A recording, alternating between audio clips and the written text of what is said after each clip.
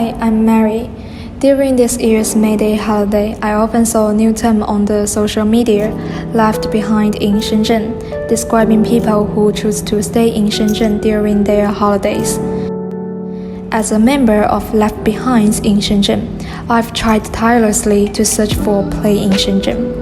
Then I got this: parks, malls, beaches. Wait, Hongfa Temple. It's just the cover page drew me to clicking. Look at those buildings. I haven't seen this kind of construction in Shenzhen. And its name led me to some imaginary pictures. A tranquil place with bamboos, birds, chickens, and bearings. This imagination brought me to another memory. When I was little, Mom and Dad were busy working, so I spent most of the time with my grandma and grandpa. They are very devout Buddhists, so with them, I became a frequent visitor to the temple in my little hometown. It's a small temple that I can't remember quite clearly now, but some memories are still staying in my mind. At that time, I often followed my grandma to pray and also read Buddhist scriptures. The monks and visitors always praised me for having the ability to teach others to read the scriptures at a very young age.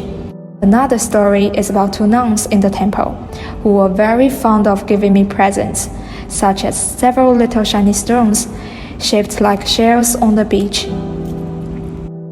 Maybe from then on, temples began to mean differently to me. The architecture, the chanting, the ringing of bells, all have been engraved into my DNA. Therefore, the moment I saw Hongfa Temple on my phone, I was immediately determined to visit the place.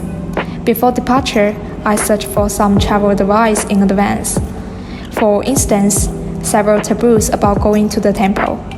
The walking direction should be clockwise, and we are not supposed to pass through the center directly. Then, on the second day of May, a friend and I took the subway from Shenda Station to Xianhulu Station. Passing through 19 stations, we arrived. It's 11 o'clock in the morning, time to have lunch.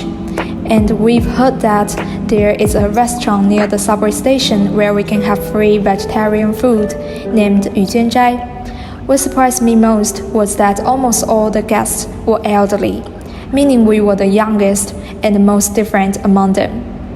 Embarrassed and confused, a grandma came up to us. She introduced us how to line up and have a meal in this special restaurant. And when she knew that I was vlogging, she's so excited that she said a lot to me.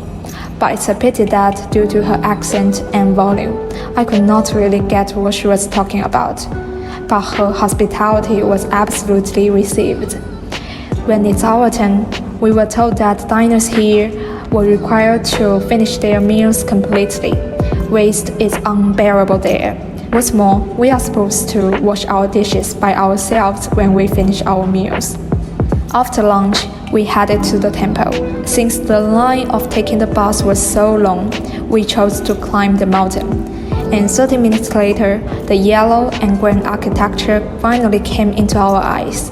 According to the worship process, we got the free incenses at the entrance, lit them, and finally put them in the right place. After the worship process, we embarked on visiting this place. Everywhere was full of people, but fortunately, we found a quiet and beautiful place. At that moment, I had the chance to look at this temple, and I have to say that it's not the same from my imagination. But there's still something similar and striking, like the scent of burning incenses, the bamboos, and the most important, Buddhas. At this time, I began to ponder, why is this place so charming to such a large number of people? Nevertheless, it is very far from the city center. Looking at those trees, mountains, and visitors, I think the reason might be it's a place carrying beautiful wishes. Different from going to malls or parks, people come here with a devout heart that's yearning for the realization of wishes. And in this place, people can temporarily put aside their jobs or other trivial matters. Just pray, just make wishes, and just believe in the philosophy conveyed by Buddhism. All the troubles and pains of humanity are due to the inability to see the truth of the universe and life. Perhaps those rights and wrongs, those so-called achievements are not that important. So next time, when you are tired, when you are upset, try to visit this place, the other side of Shenzhen. Relax, meditate, and reconsider the true meaning of your life.